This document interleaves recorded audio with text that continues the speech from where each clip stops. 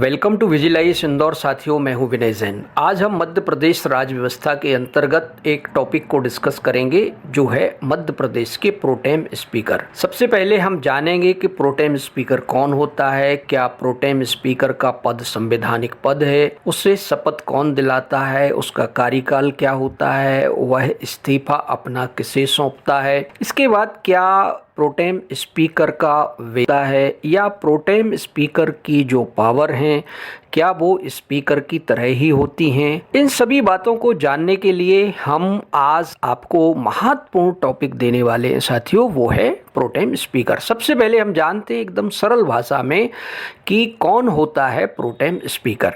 तो pro tem speaker विधानसभा और लोकसभा में स्पीकर का पद यदि रिक्त हो तो उस पद पर अस्थायी रूप से प्रोटेम स्पीकर की नियुक्ति की जाती है।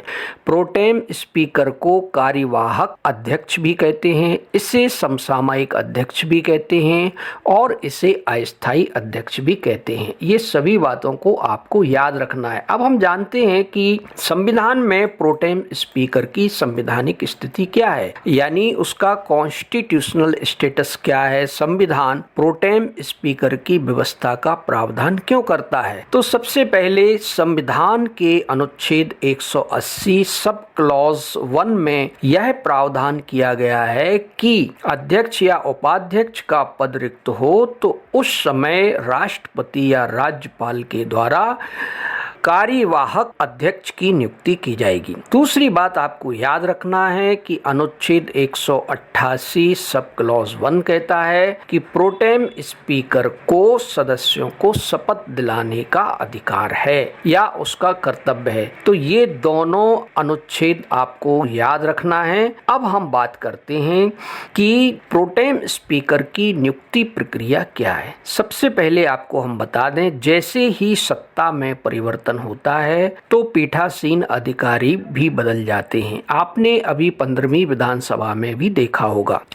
तो 15वीं विधानसभा में आपको मालूम हो कि कांग्रेस ने अपनी सरकार बनाई थी, उसके बाद बीजेपी ने सरकार बनाई, तो प्रोटेम स्पीकर का पद भी बदल गया, स्पीकर का भी पद बदल गया। ये सब आपको घटनाक्रम मालूम होगा। तो सबसे पहले इस प्रोटेम स्पीकर की जो नियुक्ति प्रक्रिया है, सत्तारूढ़ पार्टी जो होती है वह अपनी पार्टी के सबसे वरिष्ठतम सदस्य का प्रोटेम स्पीकर का सुझाव राज्यपाल को भेजती है और राज्यपाल फिर वरिष्ठतम सदस्य की नियुक्ति करता है। तो यह तो हुई नियुक्ति की प्रक्रिया। दूसरी बात आपको याद रखना है कि प्रोटेम स्पीकर को शपथ कौन दिलाता है। तो प्रोटेम स्पीकर को शपथ राज्यपाल दिलाता है, ये आपको याद रखना है। लेकिन आपको ये भी याद रखना है कि जो शपथ ग्रहण समारोह होता है वो राज्यपाल का जो निवास होता है राजभवन, वहां पर उसको सामान्य तौर पर शपथ दिलाई जाती है। अब हम बात करते हैं कि क्या प्रोटेम स्पीकर के कार्यकाल का भी कुछ निश्चित समय होता है। तो आपको बता दें, सामान्य तौर पर 1 से 8 दिन के लिए प्रोटेम स्पीकर की नियुक्ति की जाती है। ऐसा इसलिए होता है क्योंकि जब तक अध्यक्ष या स्पीकर का चुनाव नहीं हो जाता है तब तक प्रोटेम स्पीकर पीठासीन अधिकारी के रूप में अपने कर्तव्य या दायित्वों का निर्वहन करता है। दूसरी बात आपको यहाँ पे ये बता दें कि प्रोटेम स्पीकर का पद उस समय स्वतः समाप्त हो जाता है जब स्पीकर का चुनाव हो जाता है। ये आपको याद रखना है। अब हम बात करते हैं वेतन की।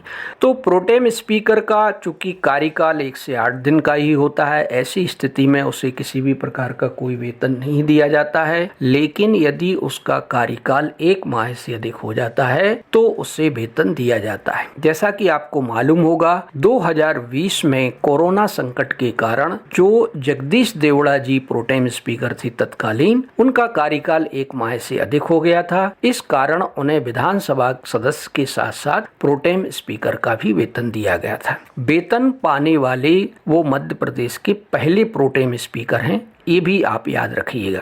कभी कभी आपको मालूम होगा कि प्रोटेम स्पीकर यदि मंत्री पद ग्रहण कर लेता है तो उसे अपने प्रोटेम स्पीकर पद से इस्तीफा देना होता है। तो अब यहाँ प्रश्न उठता है कि प्रोटेम स्पीकर अपना इस्तीफा किसे देता है?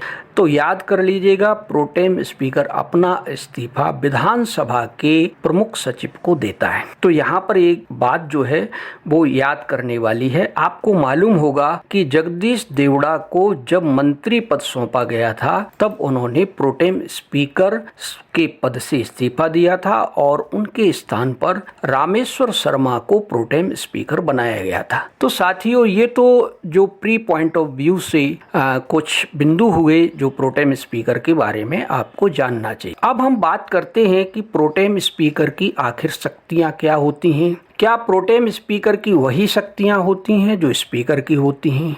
तो सबसे पहले तो आपको ये जानना है कि प्रोटेम स्पीकर का जो मुख्य काम है वो है नवनिर्वाचित सदस्यों को सदन की सदस्यता दिलाना, पहली बात। लेकिन यहाँ पे आपको याद रखना है कि नवनिर्वाचित सदस्यों में मुख्यमंत्री सबसे पहले शपथ लेता है। दूसरी बात आपको ये याद रखना है कि जो स्पीकर की चुनाव की प्रक्रिया है, उसकी निर्वाचन की प्रक्रिया है, वह भी प्रोटेम स्पीकर संपन्न कराता है। तो यहाँ पर ये भी आपको याद रखना है। अब हम बात करते हैं कि जब पहला सत्र विधानसभा का शुरू होता है और स्पीकर का चुनाव नहीं हो जाता है, तब तक विधानसभा के जितने भी कामकाज होते हैं या उसकी कार्यवाही होती है या विधानसभा सचिवालय की जो कार्यवाही होती है, उस सभी का दायित्व निर्वहन भी प्रोटेम स्पीकर करता है। तो यहाँ पर आपको ये बात भी याद रखना है। साथ में साथियों, मैं यहाँ पे ये भी बता दूं कि यदि कोई सदस्य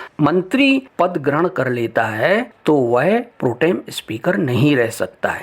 अब हम बात करते हैं कि हमारी 16वीं विधानसभा के पीठासीन अधिकारी के रूप में गोपाल भार्गव को प्रोटेम स्पीकर नियुक्त किया गया। प्रोटेम स्पीकर की जो नियुक्ति हुई थी वो 14 दिसंबर 2023 को हुई थी। आप जानते हैं कि सत्तारूढ़ पार्टी के सुझाव पर राज्यपाल प्रोटेम स्पीकर की नियुक्ति करता है। गोपाल भार्गव का जो निर्वाचन क्षेत्र है वो सागर जिले का रेहली निर्वाचन क्षेत्र है। 1985 से अब तक वह लगातार 9 बार विधायक चुने जा चुके हैं। साथ में इनके बारे में ये भी जान लीजिएगा कि कमलनाथ सरकार के दौरान वह नेता प्रतिपक्ष भी रहे और उसके पहले शिवराज सिंह सरकार में वो काबीना मंत्री या कैबिनेट मंत्री भी रहे। तो ये तो बात हुई हमारे वर्तमान प्रोटेम स्पीकर की, जो कि 16वीं विधानसभा के लिए चुने गए। साथियों, यहाँ पर मध्य प्रदेश के जो प्रोटेम स्पीकर से जुड़े हुए महत्वपूर्ण तथ्य हैं जो एग्जाम की दृष्टि से आपसे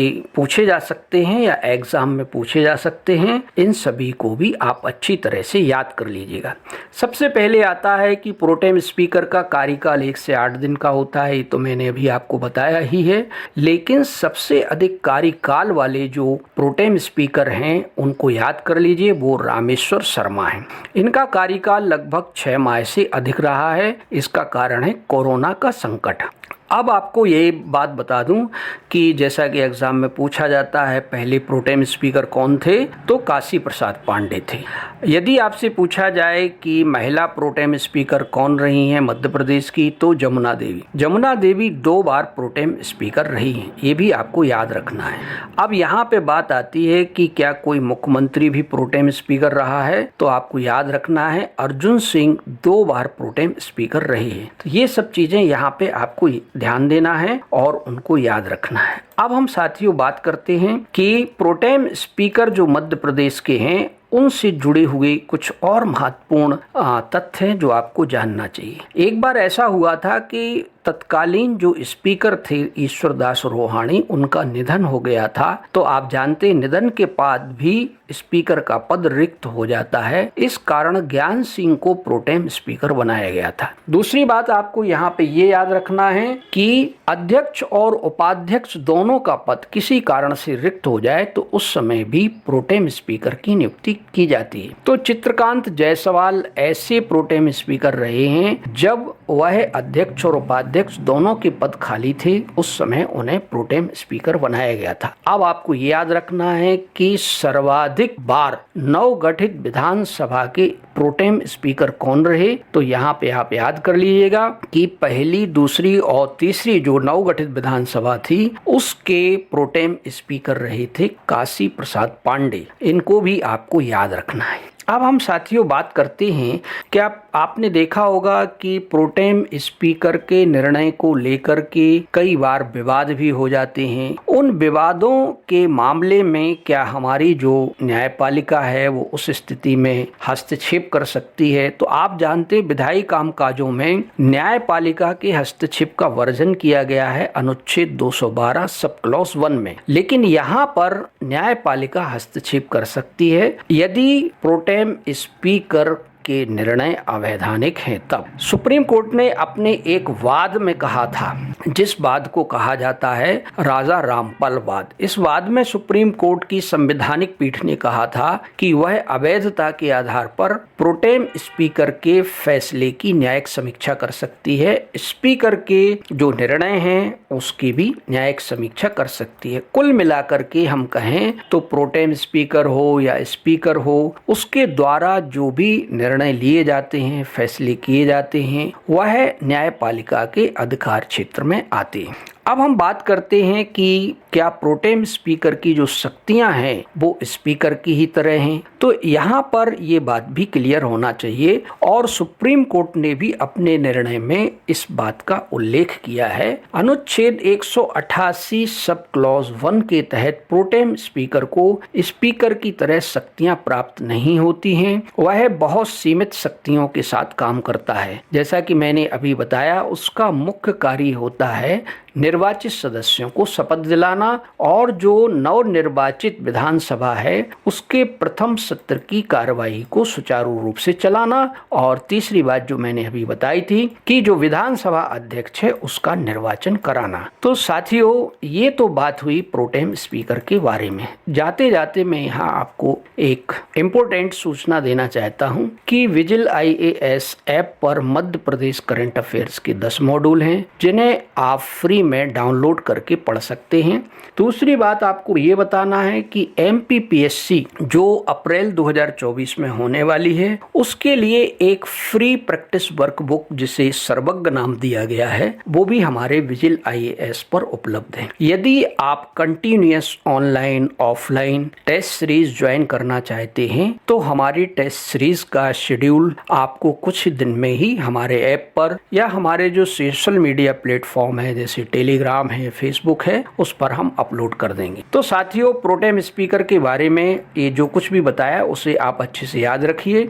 और लास्ट में मैं आपको ये बता रहा हूँ कि अब हम अगले वीडियो में नेता प्रतिपक्ष के बारे में डिस्कस करेंगे और जानेंगे मध्य प्रदेश के नेता प्रतिपक्ष से जुड़े हुए तमाम तथ्यों के बारे में या उससे जुड़े हुए पहलुओं के बारे में। तो साथियों, बहुत बहुत धन्यवाद। लेकिन मैं आपसे आग्रह करूंगा कि विजिल IAS का ऐप डाउनलोड करना ना भूलें। Thank you so much.